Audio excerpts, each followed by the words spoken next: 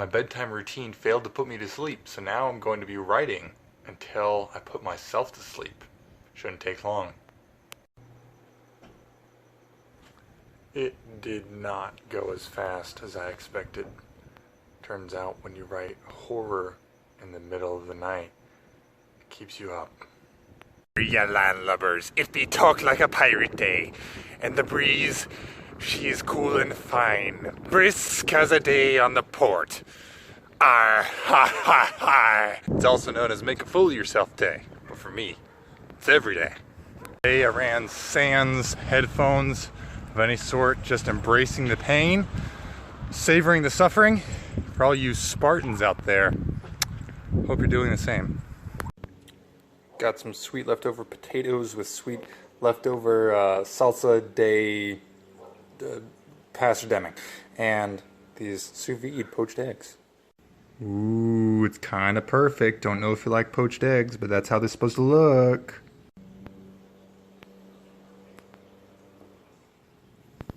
Ooh, fudgy yolk. Not quite liquidy, just somewhat liquidy. Perfect.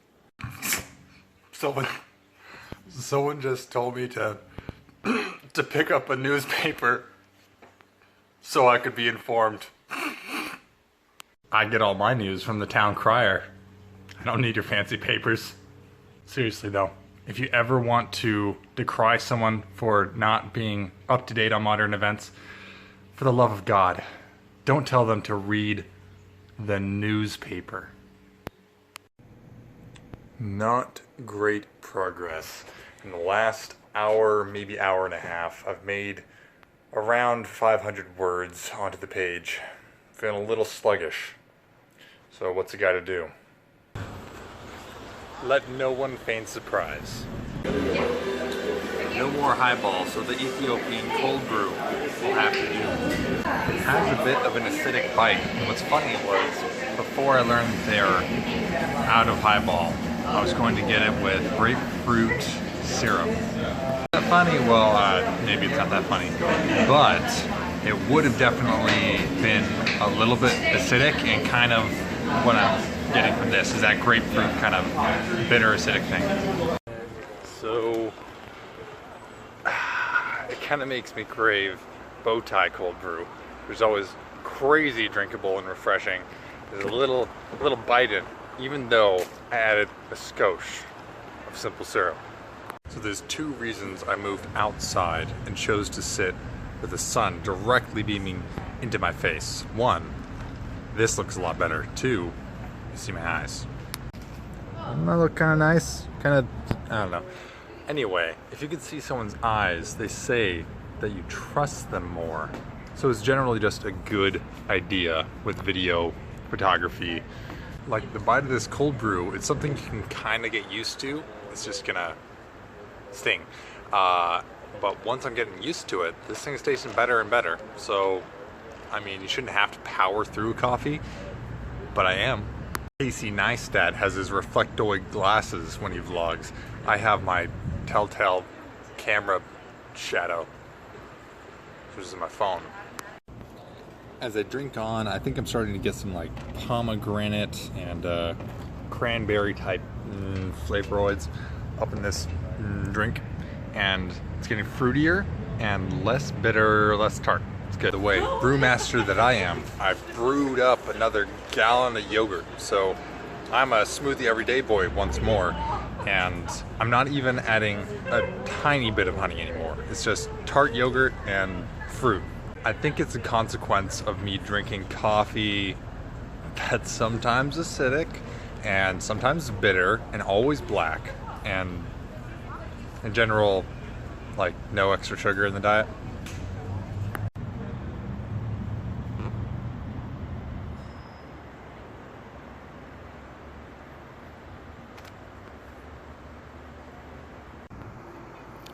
This guy plays duck hunt with a real gun, you know what I mean? And he has a burner phone, so never trust him. I know it looks like a smartphone. It is one. It's a burner smartphone. He can afford it. Like I said, he plays duck hunt with a real gun. You know how many TVs that costs? And walls?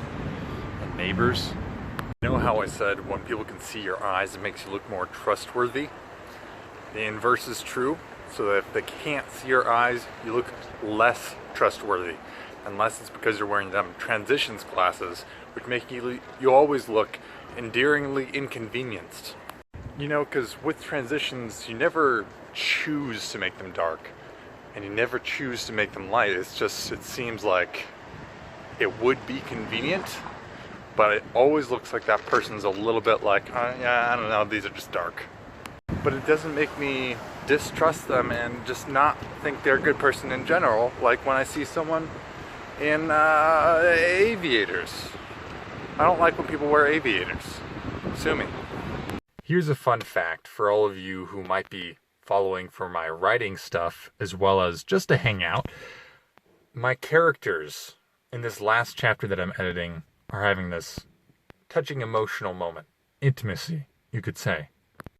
Maybe you'll psychoanalyze me for this, and that's fair, but it's so weird to write because I don't normally gush forth with emotion, and so oftentimes my characters won't. I express emotion in the story through this painful restraint. Part of it is that I think it's more impactful for the audience when you leave it a little bit quieter so they can fill in the blanks with their own emotions in response to the scene. But maybe part of it is just that I'm always stifling my emotions. Ooh, dissecting myself. But even as I say it, I think, nah, probably not.